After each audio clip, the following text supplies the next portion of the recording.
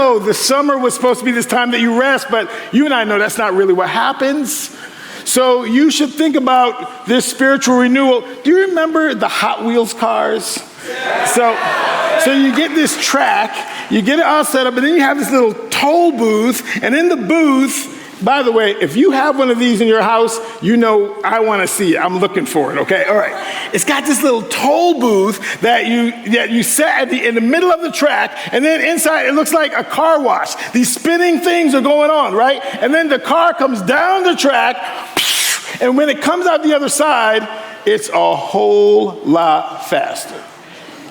So when we talk about spiritual renewal, this time set aside at Taylor University is a time that it's our desire that you are coming down the track and then you come out a whole lot faster and better and drawn close to the God who has made you. In Jeremiah chapter 1, the passage actually is a very destitute passage. This is not great news. Actually, it's very complex news, and God is going to deliver that news through the mouth of Jeremiah. He's telling people, hey, look, I'm coming. I want it right. So you got to get it right now. And Jeremiah, you know what they say? They always kill the messenger. Jeremiah is thinking that, because this is a difficult message. Why Jeremiah? Why you? Why not? Why me? Why not? Some years ago, my mother, who saved everything, pulled out this letter and she said, I never gave you this because I didn't want it to mess you up, but I thought you should see it. And it was from one of my high school advisors. And she's writing a letter to my mother, and this is what it says. Dear Mrs. Dyson, your son is doing so great. Sadly, he's going to waste his life doing that church stuff. Why can't he just be like everybody else and do it on the side? I just want to encourage you and tell you that God sees you. I'm so glad that all those letters in your life and in my life are actually put aside to the reality that God sees you. Look at the passage with me. Jeremiah chapter 1, verse 4 reads, Then the word of the Lord came to me, this is Jeremiah speaking, before. Just that word, before. The fight that we have in our world right now is at what point is conception? You listen to this conversation, and when does the heartbeat begin? When does everything come together? There's a lot of conversation about that. I recall when our first child, we were hoping to have a child. We've been married 5 years and no child. And at first, I'm thinking about this. I remember thinking how, I guess I didn't think other people's babies were that cute. People would bring me their children and say, isn't this beautiful? I'm like, that is an ugly baby.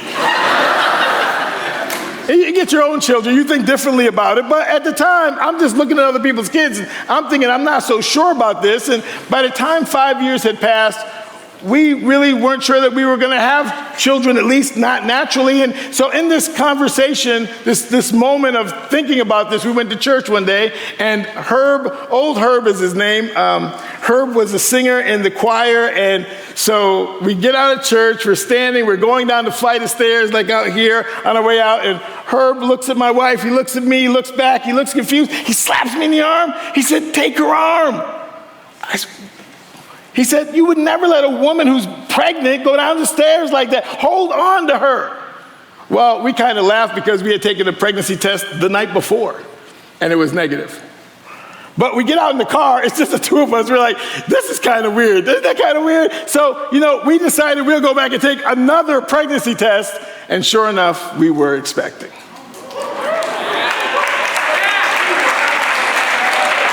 So we get lost in this moment of when is the exact moment.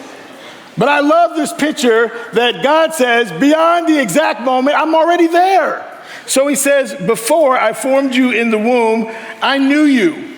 The word know is a deep word. It's the relational word that says, I get you, I see you, I am intimately connected to you. He said, before I formed you in the womb, I knew you, and before you were born, I called you. I had a purpose for you. I sanctified you. I ordained you a prophet to the nations. This is about living up and into God's call for your life. Why is obeying the call so difficult? Why is accepting the fact that we've been enlisted into God's work so very complicated? I'd like to share with you tonight a few of the pieces that I have personally struggled with, and I know maybe you've struggled with them too, but in this moment of renewal, of refreshment, of remixing, of thinking about going out even faster, in this moment of considering how we can function, would we consider that maybe we've been dealing with some confusion? Point number one, confusion about our greatness. In verse 6, verse 5, God has told Jeremiah what he wants to do. He's like, this is what's going to happen. I knew you before you were formed in the womb, before you were born. I sanctified you, or I ordained you as a prophet to the nations. Then I said, that is, Jeremiah said, God, behold, listen, God asked him to show you. So the first confusion is confusion about greatness. I believe that Jeremiah was confused about greatness because he didn't know when God speaks, your answer is only one thing, yes and amen. That's it. I get that there's a picture here that says he had a free will and all of these things. All of that's great. But look, this is the creator of the universe calling you out. You still think you have something to say about it? Because he did. He thought he had something to say. Confusion number one, he was confused about who was really great. Sometimes we find ourselves in a wrestle for who is the greatest. And God's trying to do something. And we're trying to figure out, how do we have prominence, prosperity, promotion? We're trying to figure out, how do we get those things? And God is saying, it's me. I got it. I'm God. Follow. He was confused about that because he begins to have a conversation with God and to try to tell God what God needs to know. He says, God, obviously you're not paying attention. I mean, this is just implied in the conversation. Why else would he say this to God? God, clearly you must need some new spectacles. You can't see because I can't speak, God. I'm but a youth. Second confusion is about the landscape. Not only is he confused about greatness, but he's confused about the landscape. And in this landscape, it's the situation that he's in. He's really believing that this is a conversation. I don't know if you've had those moments that you thought you were in a conversation. I don't drive fast all the time.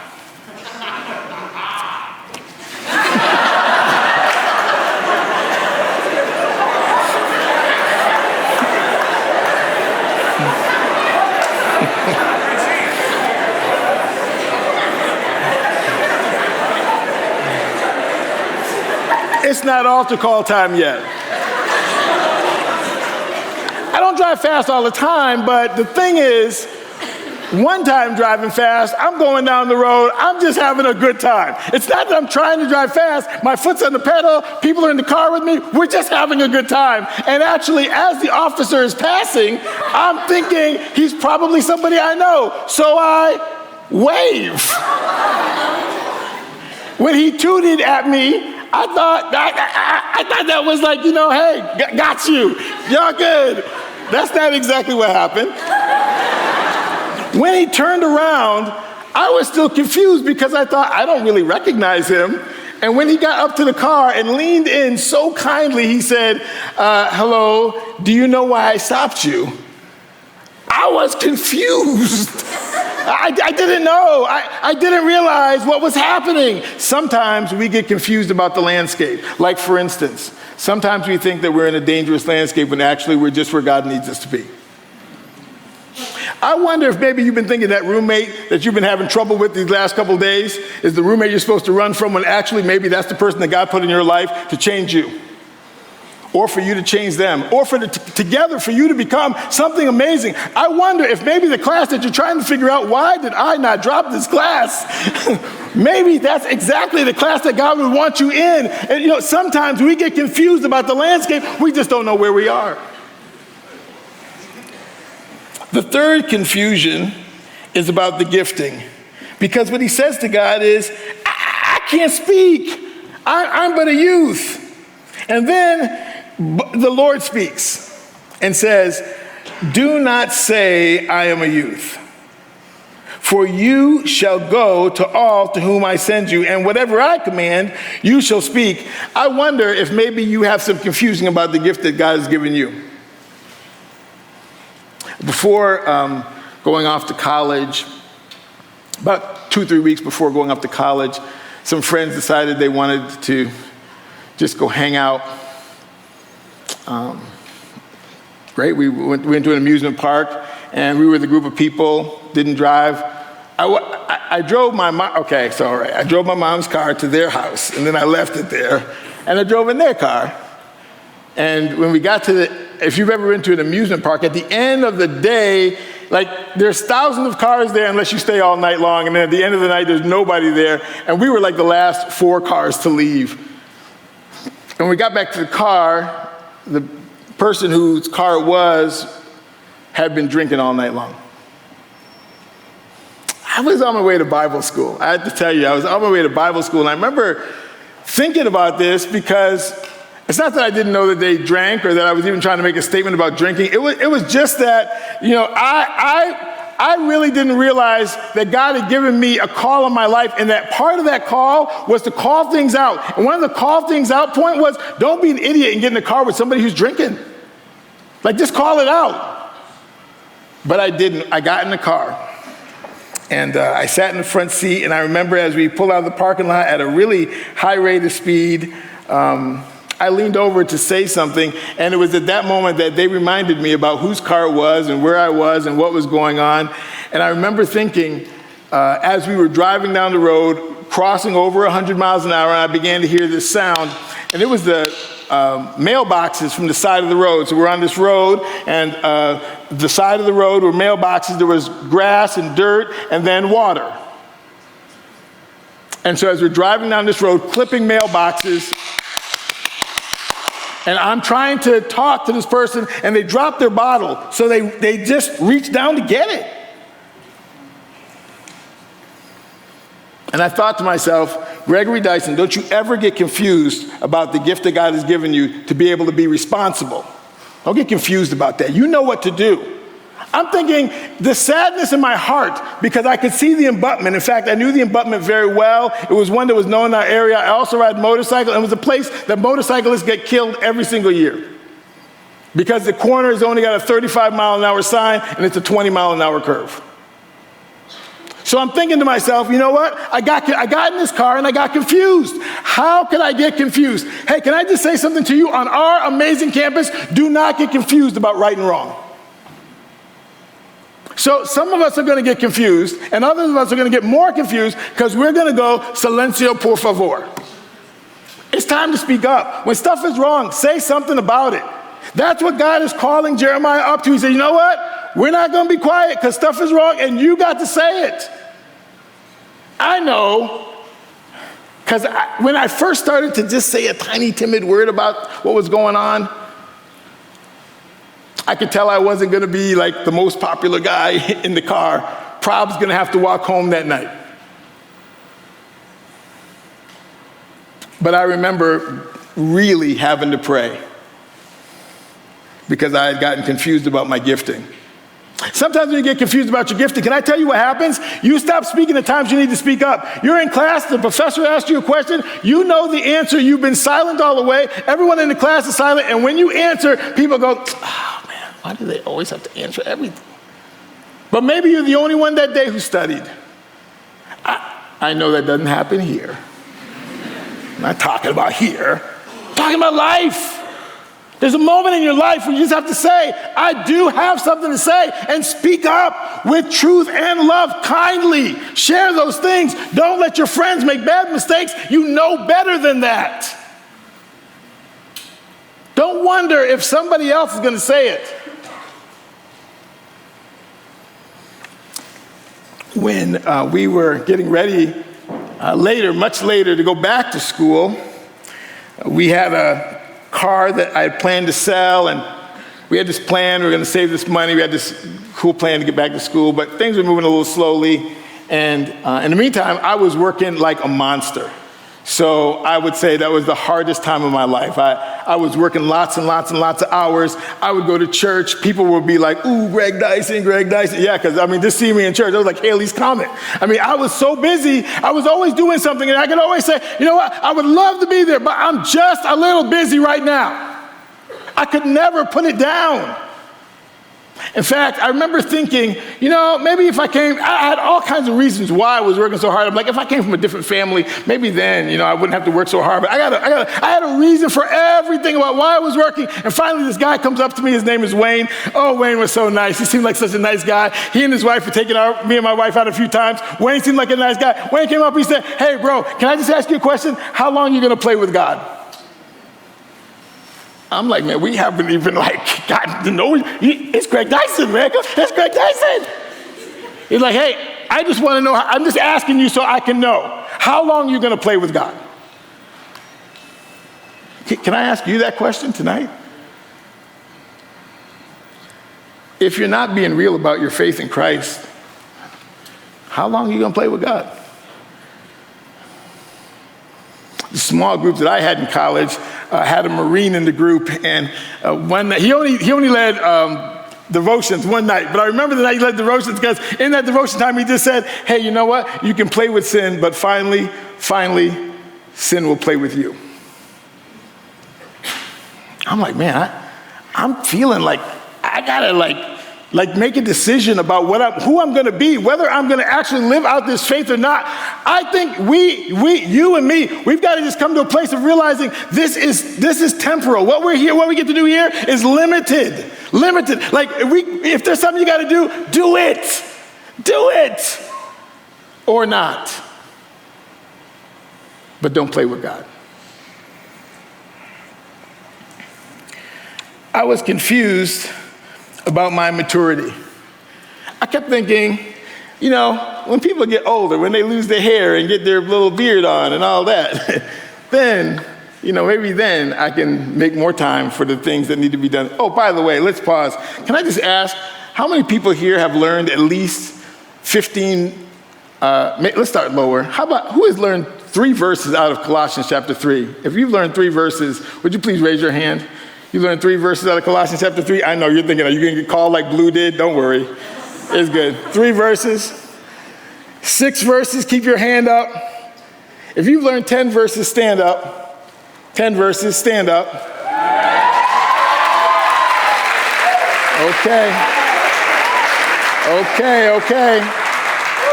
Thank you very much. There's always tomorrow. I was confused about fear. In this passage, as God is speaking to the words that Jeremiah has said, and you remember, Jeremiah didn't say, he didn't start off talking about fear. He said, I can't speak, I'm but a youth. And God's response to him later is, you're going to go where I command you. Do not be afraid of their faces. Your face makes thousands of expressions. I love spending time walking around and seeing those expressions. In the home that I grew up in, life was a little complicated. So what we used to do at night when my dad would come home was we would want to see his face because that would tell us how things are going to be. And so his face couldn't hide it, and neither can mine, and neither can yours. When you're bored and you're tired and you're not all with it, whatever, your face can't hide it. And so sometimes your face says more than you mean it to say. Have you ever been there? I've been there. Sometimes I have a thought, but it's not really fully developed. I'm not really trying to say all of that, but your face just can't hide it. Are the Patriots a great team? See, your face can't hide it. Stop. And in this moment, God says to him, don't be afraid of their faces. Sometimes you have confusion about fear. We get confused about what and who we should be afraid of. This confusion, by the way, permeates our lives.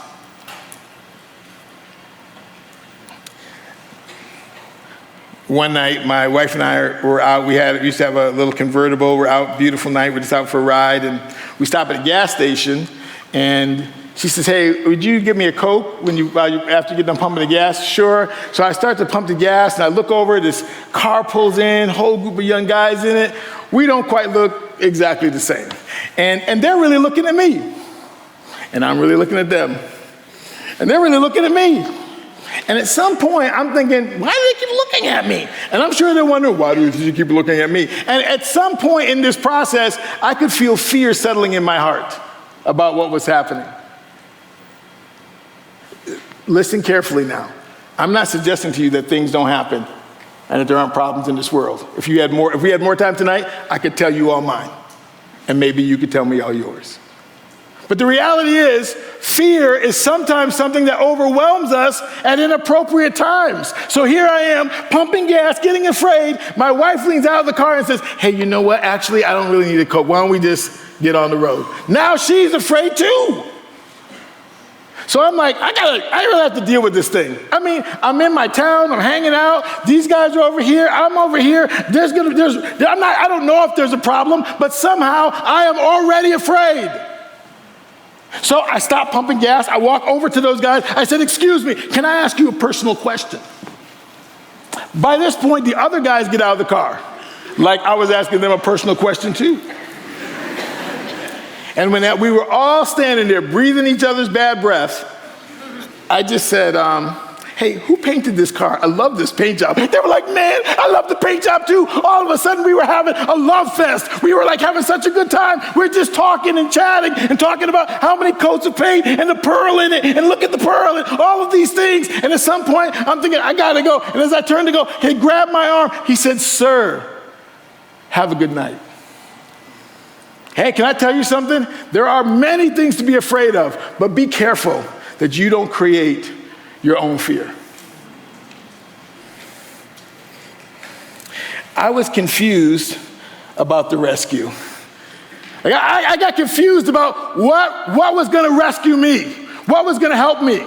At one point, I thought rescue is going to be work. So I was like, you know what? I may not be the smartest guy on the block, but I can outwork a lot of people, so I'll just work hard. And I thought, go to work, work hard. One day when my daughter was about 2 years old, she said, "Dad, where do you sleep?"